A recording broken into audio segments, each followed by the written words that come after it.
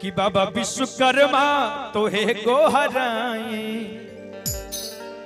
और बेरी बेरी तोहरे जय कहरा लगाई और बाजत बजनवा रौरे हो खेला पूजना के बाबा वाह और बाजत बजनवा रौरे हो खेला पूजना ए बाबा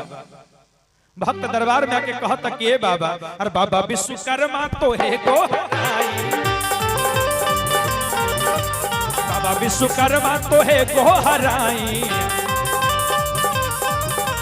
बेरी बेरी तोहरे जयकारा लगाई बेरी बेरी रौरे जयकारा लगाई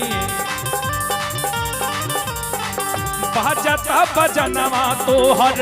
हो खेला पूजनवा बाजेला बजनवा रौर हो खेला पूजनवा ए बाबा आर बाजेला बजनवा रौरे और हो खेला पूजनवा भैया हो तब बालक बेदर्दी गावे तुम्हारे भाजनवा बालक बेदर्दी गावे हरे भाजना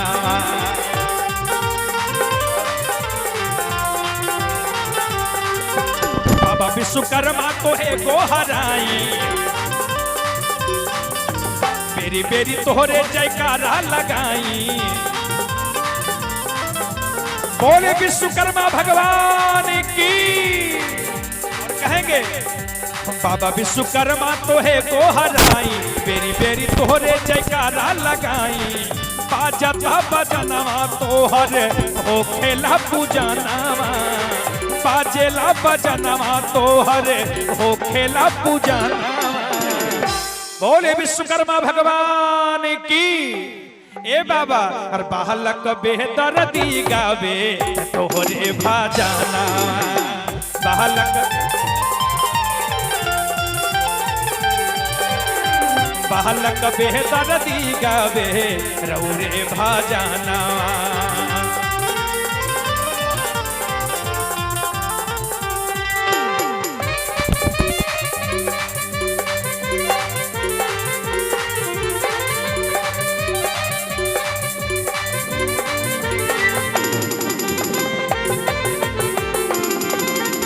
अरे क्या बात है भैया क्या बात है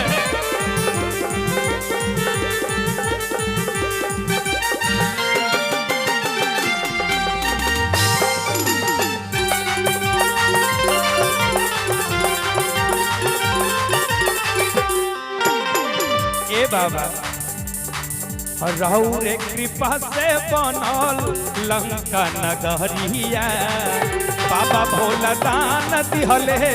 रावण पूजरिया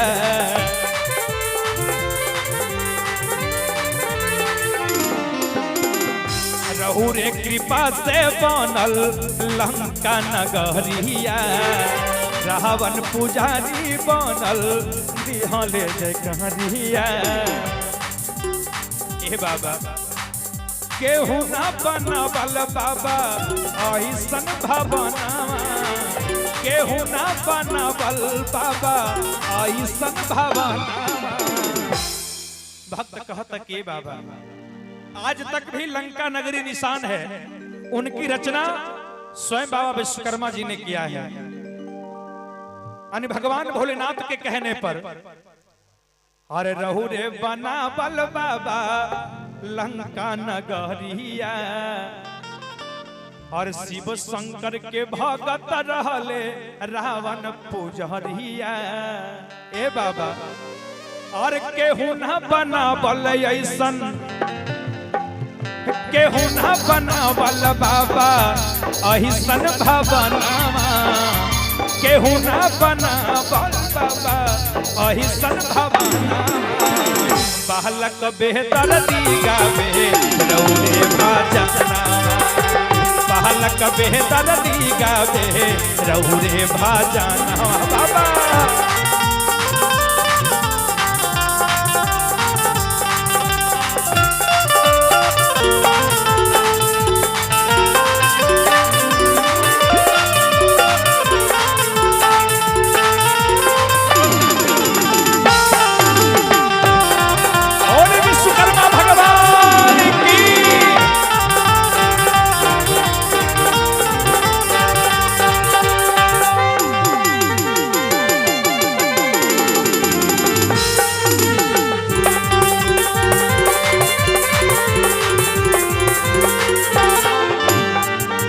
बाबा रेलगाड़ी जहाज के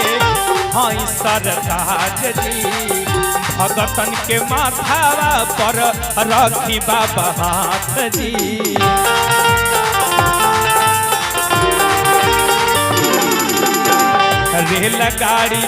रेलगाड़ी हवाई जहाज के हई सरताज जी अपना भगत के ऊपर राखी बाबा हाथ जी। ए बाबा 17 सितंबर के दिन होला पूजन 17 सितंबर के दिन होला पूजन बालक बेहतर दी गावे तोरे भाजना